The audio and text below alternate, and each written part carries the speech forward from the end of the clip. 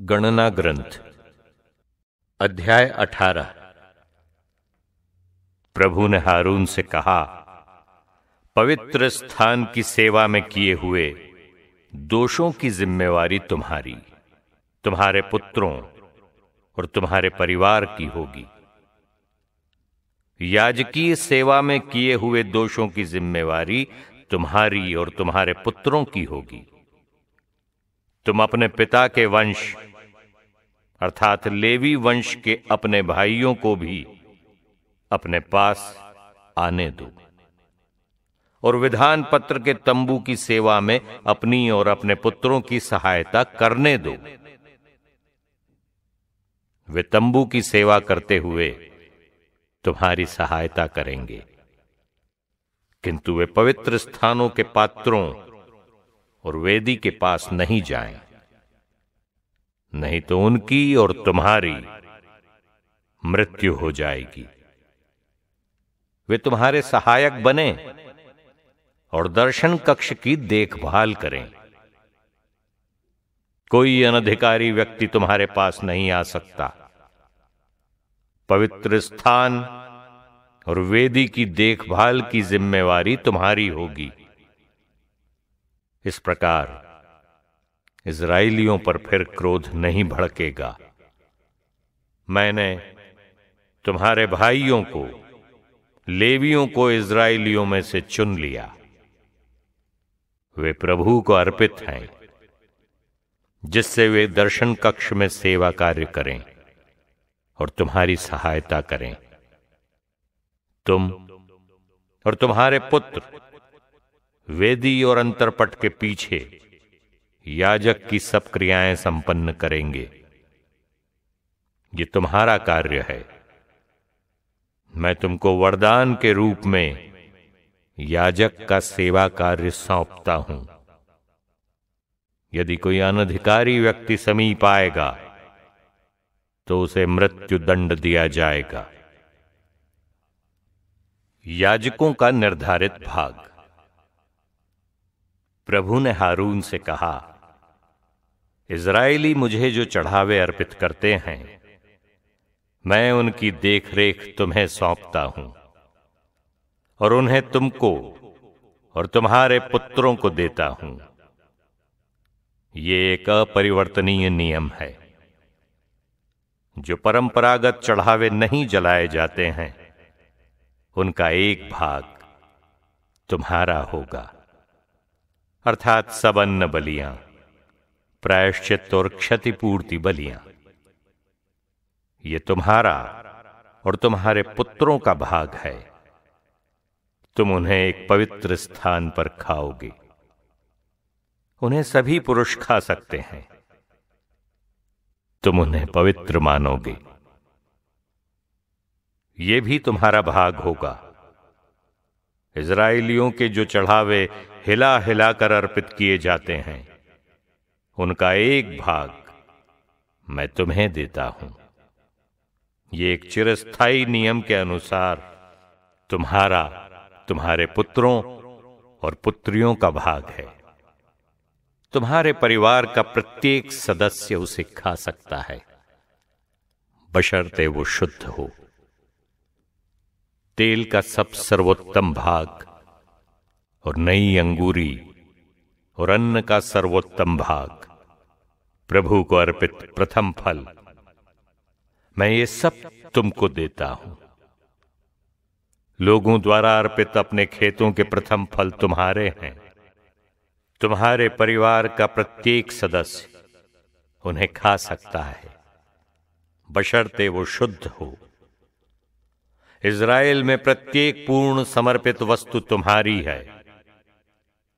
प्रभु को अर्पित शरीरधारियों के पहलौठे तुम्हारे हैं, चाहे वे मनुष्यों के हों, चाहे पशुओं के। तुम मनुष्यों और अशुद्ध पशुओं के पहलौठों को छुड़ाने का प्रबंध करोगे। छुड़ाए जाने वाले बच्चे 1 महीने की अवस्था में निर्धारित मूल्य पर छुड़ाए जाएं। उनका मूल्य पवित्र स्थान के शेकेलों की तौल के अनुसार 5 शेकेल है। प्रत्येक शेकेल में 20 गेरा। गायों, भेड़ों और बकरियों के पहलौठे बच्चे नहीं छुड़ाए जाएं, वे पवित्र हैं। उनका रक्त वेदी पर छिड़कोगे और उनकी चर्बी होम बलि के रूप में अर्पित करोगे। ये एक सुगंध युक्त चढ़ावा है जो प्रभु को प्रिय है। उनका मांस तुम्हारा भाग होगा। हिला हिला कर अर्पित छाती और दाहिनी जांग भी तुम्हारी है। मैं इज़राइलियों द्वारा प्रभु को अर्पित सब पवित्र चढ़ावों का एक निर्धारित भाग तुम्हें, तुम्हारे पुत्रों और पुत्रियों को देता हूं। ये प्रभु की दृष्टि में तुम्हारे और तुम्हारे वंशजों के लिए एक चिरस्थायी विधान है। प्रभु ने हारून से कहा, तुम्हें विरासत के रूप में इज़राइलियों की तरह कोई जमीन नहीं मिलेगी। उनके साथ तुम्हारा कोई अपना भाग नहीं होगा। इज़राइलियों के बीच मैं ही तुम्हारा भाग और तुम्हारी विरासत हूं। लेवियों का निर्धारित भाग। मैं लेवियों को दर्शन कक्ष में उनकी सेवा के पुरस्कार में इज़राइलियों द्वारा अर्पित दशमांश देता हूं। इज़राइली दर्शन कक्ष के निकट कभी नहीं आए, नहीं तो इस पाप के कारण उनकी मृत्यु हो जाएगी।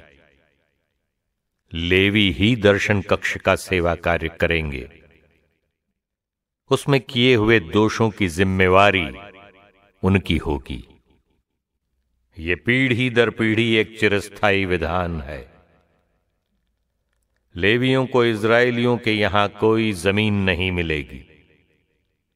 इज़राइली प्रभु को जो दशमांश अर्पित करते हैं, मैं इसे लेवियों को देता हूं। इसलिए मैंने निश्चय किया कि उन्हें अन्य इज़राइलियों के साथ विरासत नहीं मिलेगी। लेवियों का चढ़ावा।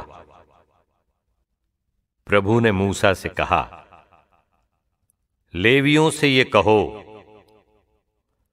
जब तुम इज़राइलियों से मेरे द्वारा अपने को दिए दाएं भाग के रूप में दशमांश पाते हो, तब तुम उसका एक निश्चित अंश, दशमांश का दशमांश प्रभु को अर्पित करोगे। तुम्हारा ये चढ़ावा दूसरों द्वारा अर्पित खलिहान के अन्न और अंगूर के रसकुंड का दशमांश समझा जाएगा।